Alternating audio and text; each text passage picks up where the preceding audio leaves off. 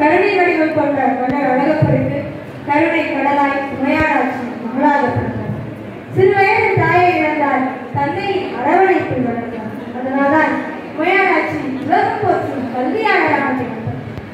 1973ஆம் ஆண்டு அழகப்பா கலைஞர் திருமதி இந்திரா காந்தி அவர்கள் முதன்மை விருந்தினராக காரைக்குடி அழைத்த பெருமை உமையாளாட்சியே சேர்ந்தது.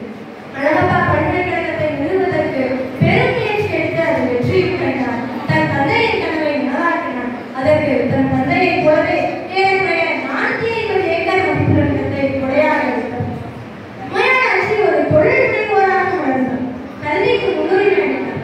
பல்வேறு கல்வி நிறுவனங்களை நிறுவியதன் மூலம் தனது தன்னலமற்ற தன்மையையும் தைரியமான பண்புகளையும் வெளிப்படுத்தி வரும் உமையாளாட்சி காரைக்குடியிலும் சென்னையிலும் அழகப்பா முதன்மை மேல்நிலைப் பள்ளிகளை நிறுவினார்.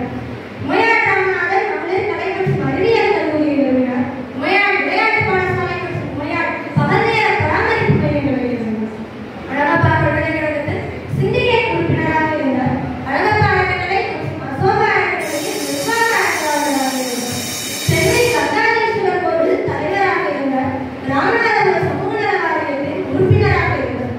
கல்விக்கும் சமூகத்திற்கும் இவர் சேவையை அங்கீகரித்து மேஜர் டாக்டர் சென்னாரெட்டி அவர்களால் டாக்டர் பட்டம் வழங்கப்பட்டது. சென்னை பல்கலைக்கழகத்தால் டாக்டர் பட்டம் வழங்கப்பட்டது. தேசிய ஒருமைப்பாட்டுக்கான இந்திரா பிரியதர்ஷினி விருதையும் பெற்றார். உமையாளாட்சியிடம் ஆழமாக பதிந்திருந்த வாழ்க்கையின் முக்கிய சிந்தனைகளில் அவரது பரோபகார செயல்களை எடுத்துக்காட்டும் கருணை, கல்வி தரத்தை உயர்த்துவதற்காக தனது பணிகளை கவனம் செலுத்திய அவரது ஒழுக்கம், சமூக நலனில் துடிப்பான பங்கேற்பு, பாசத்தை மொழியுடன் வெளிப்படுத்திய பரம்பரை பணிகள் ஆகிய 4 மதங்களும் இந்த விரும்பியர்களுடன் தான் சமூகத்தின் முன்னேற்றத்தை உறுதி செய்வதில் தன் பாதையை தொடர்ந்தார் உமையாளாட்சி. அனைத்து வசதிகளுடனும் கட்டமைப்புடனும் ஒரு முழுமையான பள்ளியாக அழகப்பா முதன்மை மேல்நிலைப் பள்ளியை உருவாக்கினார். அதற்கு மகுடம் சூட்டினார் போல உமையாள் ராமநாதன் மகளிர் கலை மற்றும் அறிவியல் கல்லூரியை நிறுவினார்.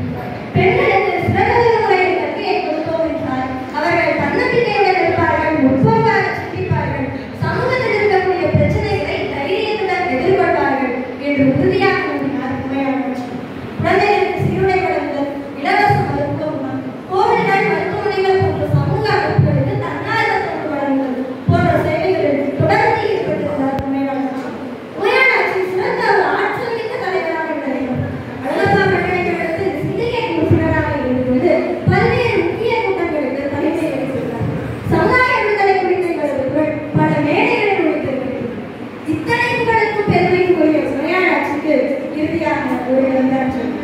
இளம்பெயரில் அழகப்பர் இன்னுயிரை விட்டுவிட்டார். தனதாயும் சேர்த்து தனக்குத்தான் தந்தாரே. சிறாண்டு வாழ்ந்திருந்தால் சமத்தாண்டி இருந்திருப்பாய். எமனுக்கு அவசரமோ உடைய வைத்து சென்று விட்டார். உன்னுடைய கல்யாணம் ஊர்வெற்றும் கல்யாணம், உன்னுடைய கல்லூரி ஊர் போற்றும் கல்லூரி, உன் பெயரை நிலைநாட்ட உருவான கலைக்கூடம், வள்ளல் மகள் என்று பெயரவே வாழ்த்தியது, வள்ளல் மகள் என்று பெயரவே வாழ்த்தியது. ஆட்சி என்ற சொல்லு